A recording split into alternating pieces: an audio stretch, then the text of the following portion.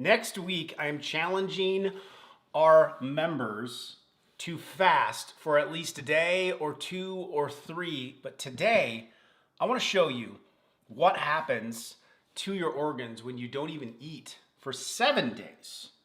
And hopefully, the action step you will take out of it is to understand how crucial fasting can be into your body. And try it. Even if you only go a day or two or three, and I will give you a guide. I will lay out action steps that you can take to get this implemented of a practice that I use regularly. But there is a big mistake that you can make that can sabotage a lot of results and take you the wrong direction. Let's dive into it. So glad you're jumping in. Let me know where you're tuning in from. It's Dr. Living Good. Let's break down fasting, motivate you to fast. When you see what it does to your organs, maybe you'll just give it a try. Maybe eventually you'll do a 7-day. But you don't have to do that. You just need to tap into these incredible benefits. Let's go. What really happens to your organs when you don't eat for 7 days? Most people think fasting is just for fat loss, but that's only scratching the surface. Because when you go long enough, fasting can actually repair the very damage that food has been causing for years for so many people. Here's the thing, 24 hours isn't enough to repair that damage, to unlock all of those benefits.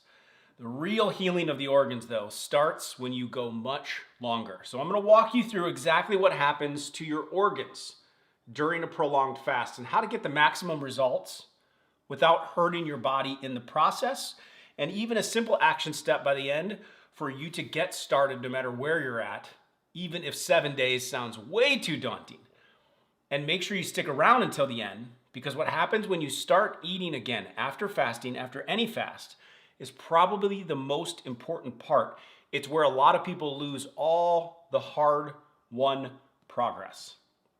Now, when people think about fasting, they picture their stomach being empty, but the first organ that actually feels your fast isn't your stomach, it's your liver. That's because it's in charge of keeping your blood sugar steady when food isn't coming in, which is a never-ending job until you fast and you give it a break. Between meals, the liver releases stored sugar to keep your brain and your muscles running. So it's constantly storing sugar. Think about that. And it stores fat all day as you eat food. And over time, it turns into a warehouse that's packed full, stuffed with all the sugar, the fat, and all the toxins it has to manufacture and get out of you and process. Everything we've been feeding it. But fasting changes that completely. When you stop eating, no more food deliveries come into the warehouse, and you finally give your liver a break. At first, for about the first 24 hours, it can live off the stores, what it already has stored up. The stored sugar is called glycogen, and each gram holds several grams of water. That's why when you begin fasting or even a dietary change, the scale drops fast during the first day or couple days, because your liver is causing you to expel a bunch of water as it burns through your stored glycogen.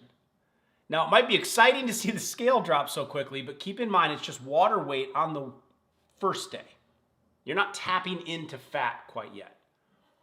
Then by around day 2 or day 3, those storage tanks are empty. The warehouses are empty, and your liver has to change jobs, which is where the real transformation begins. Instead of saving energy, it starts making it. Pulling fat out of your belly, your hips, even the fat stored inside the liver itself. And it converts it into a clean, steady form of energy, and those are called ketones. Now, these ketones power your brain and your heart without the crashes that come from sugar as a fuel source. You can think of sugar like coal, and you can think of ketones like jet fuel. Your body is going to perform much better on the jet fuel. This is the moment when your body officially becomes a fat burner. and it's the liver leading the charge. That means it's no longer the warehouse. Your liver is now a power plant. And that's a big deal because the liver is the most overworked organ in your body. It performs over 500 critical jobs every day. It filters more than 250 gallons of your blood every day. And when it finally gets a break from storing sugar, fats, and toxins, you see all sorts of benefits show up, like steadier sleep, deeper sleep, steady energy, better mood, and even better skin. Next, when fasting really starts to take effect around day 3 or 4, if you were to perform a longer term fast, one of the first organs to benefit from that switch is your brain. In the first few days, when you stop eating, your brain isn't very happy about it because it's used to running on sugar. Your brain consumes a lot of sugar. So when blood sugar drops in those early days, you can feel tired, you can feel foggy, you can feel irritable. But that's just your brain saying, hey, where's my quick fuel at? Then your liver steps in to help, and it starts creating a steady supply of energy from the stored fat. The ketones that we just discussed, that clean energy powers the brain better than sugar ever could. Then as that new fuel builds up in your system, your brain starts to adjust and you experience the benefits firsthand. You might notice that your focus improves, your cravings might calm down, your brain fog finally starts to clear. A lot of people describe a sort of mental calm and clarity that they haven't felt in years during their first prolonged fast. Then by day 4 or 5, your brain is running purely on ketones, which means it's using less energy to think. Your mood evens out, your motivation starts to rise, and the longer you stay in that fat-burning state, the more efficiently your brain learns to use the new fuel. So the benefits just get stronger even after the fast ends. Third organ, next, when people think about fasting, they rarely think about what's happening inside of their gut. But that's actually where some of the biggest healing is taking place. That's because much like your liver, your gut is constantly working. For some of you, you've never given your gut a break your whole life. Never gone more than 12 to 24 hours without a meal or food. Every meal you eat sets off hours of digestion, breaking down food, absorbing nutrients, keeping harmful bacteria out of your bloodstream, let alone toxins. That's exhausting work, and it almost never gets a break. But when you stop eating, that workload drops fast. And by around the second day, your digestive muscles slow down. Think about running your whole life straight, constantly in motion, and then finally, it's just calm. Allowing your stomach and your intestines to just finally rest. Once that happens, your digestive system starts repairing itself. And the lining, the gut lining, it's a thin barrier that protects you from toxins. Things that should get absorbed get in, things that shouldn't get absorbed don't. That layer begins repairing tiny cracks and separations, inflammation that have built up over the years. And as that healing starts, the bacteria in your gut also begin to change. The sugar-loving species that thrive on junk food lose their food supply and they begin to die off. And by day 4 to 5, the healthier bacteria start to take over. The kind that help digestion with real food, making vitamins and strengthening your immune system. That way, when you eventually eat again, that shift really pays off because you've starved the enemy and you've fed the defending forces. Your body absorbs nutrients better. You feel less bloated. And your immune system, which mostly lives in your gut, becomes a lot more effective. More on that topic in just a minute. For most people, this shows up as easier digestion, fewer cravings, less heartburn or bloating, and more consistent energy throughout the day. Now, real quick, if you're enjoying this one so far, be sure to hit the like button, hit the subscribe button, Doing that helps this information get to a lot more people that need to hear it. And I'll make sure you see more of these videos by hitting that subscribe button in the future by doing that as well. Now, let's go to number 4. If there's one organ that takes a beating from the way most people eat, it's the pancreas. As many of you already know, the pancreas is the organ that controls blood sugar. And every time that you eat, it releases insulin. That's the hormone that helps move sugar from your blood into your cells for energy.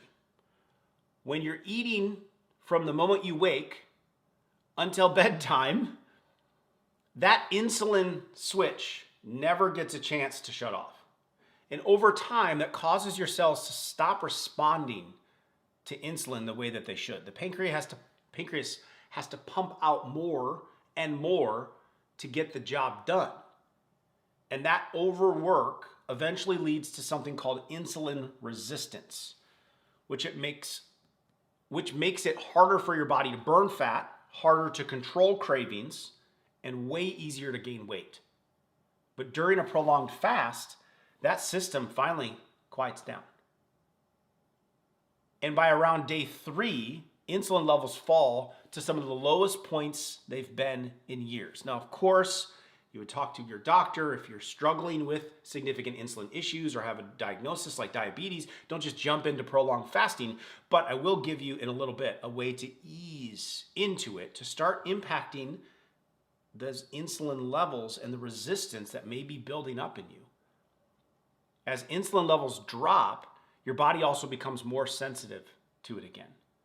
That means it can move sugar out of the blood faster and more efficiently when you do eat, creating a cascade of benefits, including better heart health, less body fat, and some early research even suggests that prolonged fasting can help the pancreas regrow a small number of its insulin-producing cells, but only if you fast long enough to give it a break. Organ 5. One of the biggest fears that people have about fasting, and I've went down this road several times and done the research, is losing their muscle. It's a fair concern because your body will use muscle as a fuel source when there's no other fuel source available, no food available. And when you're doing prolonged fasting, you're deliberately depriving yourself of food. But the reason losing muscle is such a big deal is because it doesn't just mean you become weaker, it means your metabolism slows down, which can start a vicious cycle of more muscle loss followed by more fat gain. The fact of the matter is that the more muscle you have, the more calories you burn even when you're resting. That's why protecting your muscle during fasting is so important. So the question is, if you go on a long fast, are you going to lose muscle? In the beginning, during the first 24 to 36 hours of a fast, your body is still adjusting. It might use a small amount of protein from muscle just to keep blood sugar steady. And that sounds scary, but that's just temporary. Because right around day 2, your hormones change. Growth hormone, the same one that helps build and protect muscle, starts rising. And your liver begins producing steady energy in the form of ketones from fat. Your body no longer needs to pull from the muscle at all. This is your body's built-in survival system. It knows fat is the long-term fuel source, so it protects muscle and burns stored fat instead. Then by days 4 through 7, something even better happens. Your body starts cleaning out old damaged proteins inside the muscle. In a process called autophagy, it recycles those materials to build stronger, more efficient muscle tissue. That's why many people when they finish a prolonged fast, they're feeling lighter, tighter, and more energetic, not weaker. However, the key is what you do after you finish. When you refeed, it's important you give your muscles the raw materials they need. That means clean proteins, healthy fats, and foods rich in fiber. Because your muscles will soak up nutrients like a sponge right after fasting. We'll talk more about this in just a moment.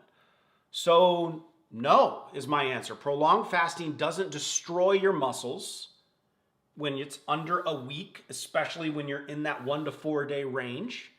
It actually protects them and optimizes the hormones that grows them, and it draws from your fat stores instead.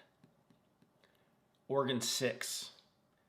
Your heart might not seem like it's part of your metabolism, but during a prolonged fast, it's actually one of the organs that benefits the most. That's because for most people, the heart is constantly using sugar for fuel, which burns fast and dirty. It spikes blood sugar and inflammation, forcing the heart to work harder to keep up. But around day 4 of a prolonged fast, once it starts running on ketones like the rest of your organs that we've already discussed, high blood sugar and inflammation start to subside. And all of a sudden, your heart doesn't need as much oxygen to pump the same amount of blood. You might actually feel the shift happening. Your heart might feel steadier, breathing a little bit easier. And some people even notice that their resting heart rate drops as their circulation improves. Then at the same time, inside your arteries, another major change is taking place. As sugar levels fall, inflammation in your artery walls begins to calm down. That makes those vessels more flexible, helping blood flow more smoothly, which means blood pressure starts to normalize. And by the end of a week-long fast, your blood also becomes cleaner. Triglycerides, the fats that can clog up arteries, they start to fall. And your HDL, the good cholesterol, bringing new material in, that protects your heart, often rises after you break your fast and start eating again. That's assuming you're eating the right foods. Now, of course, I want a disclaimer here. If you got a lot of heart issues, right, you wouldn't just jump right into a full 7-day fast, right? You work with your doctor before making any changes. However, and there's scenarios, maybe your blood pressure is already low, you don't want to go in too low, you already have some kind of heart-related issue, but even just beginning with a little bit of cleanup, very short, and I'll show you this guide in just a minute to help you through where to begin with this, and maybe you start working your way up of giving your heart a break as well. Just be smart about it. I'm not saying you have to jump all the way in. Now, all this works assuming you're eating the right foods. One of the wildest discoveries about prolonged fasting is that it actually regenerates your entire immune system from scratch. I loved this study. Around day 5 to 7, and a lot takes place even in the first 3 days, but by day 5 to 7, your body starts recycling old, inefficient immune cells. And studies out of USC actually show that it can happen in the first 3 days, but it really cranks into full cleanup mode day 5 through 7. The ones that can cause more harm than good. And it starts using the spare immune parts. It frees up resources for brand new immune cells once you start eating again. In fact, in that study, they called it immune reset almost. Then when you refeed, your bone marrow goes to work. It produces fresh, healthy white blood cells. Who doesn't need those? They're stronger, more efficient, and better at knowing when to attack and then knowing when to rest. That's why so many people who do prolonged fasts also notice less joint pain, fewer allergy symptoms, faster recovery when they do get sick, and just an overall lighter, cleaner feeling in their body. Now, we've reached the most important part, okay? When your fast ends, whether you did 16 hours or 7 days, anywhere in between, your body isn't just ready to eat after the end of those periods. Every organ is waking back up, waiting for its first real signal of what comes next. After 7 days without food, your system is clean and it's sensitive. Every organ, your liver, your pancreas, your gut, your muscles, your heart, operating on a blank slate. Think of it like high performance engines that have just been rebuilt. So what you put in next determines how well it runs. During the first 24 hours after eating, everything begins turning back on. The liver starts refilling its glycogen stores, but at a slower, healthier pace. You don't want to overload it at this critical time, so give it simple, natural foods, broths, vegetables, like to steam the vegetables, healthy fats. Avoid refined carbs or sugary foods that instantly push it back into storage mode. The pancreas also starts releasing insulin again. But after a week of rest, your cells are now more sensitive to it. That means even a small sugar spike can hit harder than before. So ease in carefully to prevent dizziness or bloating. The kidneys also begin pulling sodium and water back into your body. This causes the scale to rise by a few pounds. Some of you needed to hear that because I've been fasting, I did it, and I come off of it, and then I started eating again, and the weight came back on. That water pulls back in. But look what you just did to your organs. It's not all about lighter scales, lighter caskets, lighter people. It's about healthier people. It causes the scale to rise back up a few pounds. It's okay, it's normal. It's just hydration returning, not fat gain. So no need to freak out. Then over the next 2 to 3 days, your body begins rebuilding. The gut starts reseeding itself with new healthy bacteria. If you overdo too much fiber during this time, it can get kind of bloated, okay? So that's why I like to steam the vegetables. Like if the foods are in the more raw form, sometimes that can be just a little bit much during this. Just keep that in mind. It's a little pro level tip. But you want to feed them fiber. Leafy greens, fermented foods. Just sometimes if they're a little more raw, it's a little bit harder to intake some of this in the system, but we want to give them get them used to it, right? They start digesting it, they're burping, they're farting, the gas is being produced, right? That's what's happening to those bacteria. Ooh, wow, they're hungry. Again, avoid processed foods. Those feed the wrong bacteria. Those feed the enemy. Those are the ones you just worked on getting rid of. Your muscles also begin soaking up nutrients like a sponge. This is the perfect time for clean protein. It's the perfect time for creatine, chicken, fish, eggs, beans, clean protein powder if you need. Just don't have one with added sugar in it. The protein helps strengthen your metabolism and rebuild any tissue that was cleaned out during the fast. And when you do this right, you'll feel it almost immediately. Your energy stabilizes, digestion gets smoother, sleep deepens, your skin often looks cleaner, a sign that your liver stayed clean. But if you rush it or reach for junk food, your body reacts fast. Within 24 hours, insulin can spike higher than it was before the fast. Within 48 hours, fat can start building back up in the liver. And within just a few days, the bad gut bacteria you worked so hard to get rid of can start taking over again. All the hard work your organs just did can unravel in a weekend. So think of refeeding as the final stage of a fast, not the end of it. Because the first few bites you take decide whether your body keeps healing or slides right back to where it started.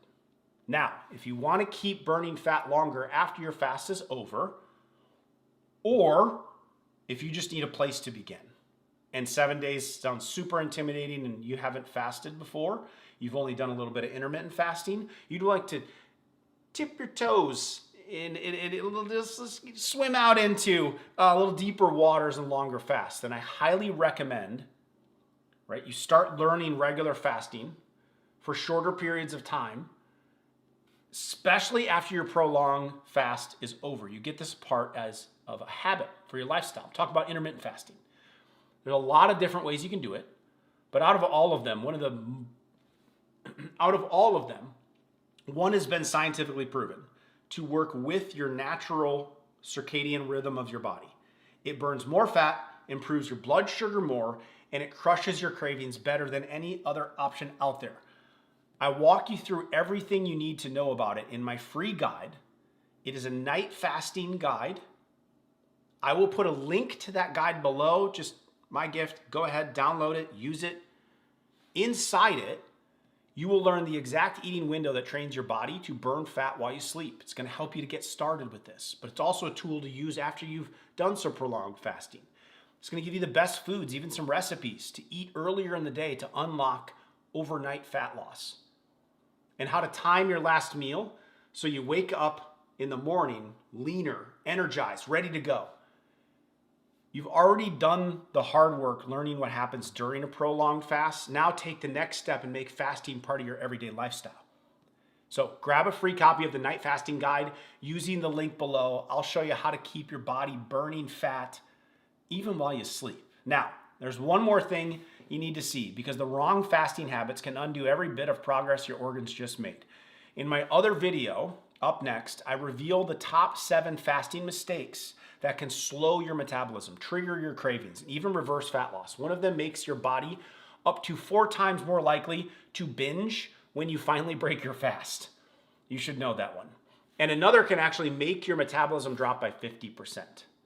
You've already done the hard work healing your organs. Now make sure you don't sabotage it. I will include a link to that video here. Click it to watch it next, and I'll see you there.